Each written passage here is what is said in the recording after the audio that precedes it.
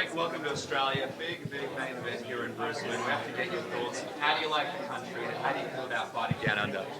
I enjoy it here very much. Everybody's been very hospitable.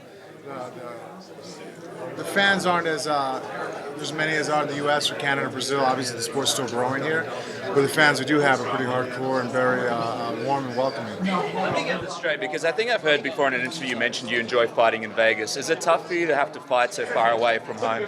A big flight and, pretty much on the other side of the world. I don't think anybody looks forward to being stuck in an airplane for 14 hours. And it's always easier just to get out of your bed and walk down to the arena and go fight. The best part about it is when the fight's over with, I got my wife and kids waiting for me. This time I have a little bit of traveling ahead of me when we're done. Same as Brazil, a little depressing after it's done. It's kind of it kind of takes the high away from the fight. Talk to us about your relationship with Mark Hunt, because you guys have done a lot of media opportunities together. You're on radio. You had to give each other compliments. How do you feel about the man? Oh, Mark Hunt's a phenomenal warrior, man. The guy's a tough guy. He's an exciting guy. He's somebody, I wouldn't want to fight somebody that's not worth fighting, and he's very respectable. Those are safer fights because you go out there, you win, there's something to win. A win over Mark Hunt means something in our sport. People have a lot of respect for him. And losses to him aren't the most detrimental. The guy's a ferocious fighter. You go out there and fight somebody who's not respected or unknown, that's dangerous, man. That's scary. You go out there, no one cares if you win. If you lose, it's the end of the world. Everybody knows you've got an advantage in the submission game, but are you willing to stand with Mark Hunt and trade in this fight? Well, heavyweights, everybody. Even Mark Hunt's been dropped by Fabricio Verdun. And he has a phenomenal chin, and he's a K1 champ. Verdun's a black belt in jiu-jitsu. That's a weird, people before someone would have forecasted this said no. But that's just the nature of the beast. You get guys that are, 240-pound guys, their hands wrapped with 4-ounce gloves. People fall down when they get hit. So, we have to start at opposite ends of the cage, and I have to move through the striking realm.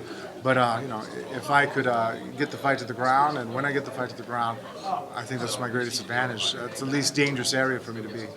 Last time Mark Hunt fought here against Bigfoot, we joked around it like no chance of going 5 rounds. It went 5 rounds. It was a epic war. What are the chances? Like with you guys, once again, we expect it to sort of finish early. What are your thoughts on that? I think it could happen. I look to make sure that I really force the grappling early on because I feel that Mark, down in Australia, you guys have lots of good kickboxers. There's lots of good stand-up sparring that I'm sure he's had.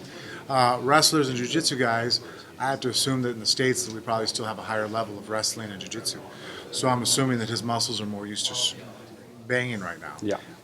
So I hope to make it a grappling match early on. I think the submissions will be earlier in the beginning of the fight, before the sweat really sets in. But one thing I've really noticed about the humidity here is things get slippery really quick. We've actually made a couple of adjustments in my game since being here that we wouldn't have made if I didn't come out so early. And then obviously once somebody just gets broken down and they're extremely fatigued, it doesn't matter how slippery they are, choke's a choke. Yeah. And so, I think that, a fight could lay out to a long fight due to that, but, it depends on, what happens in the first round.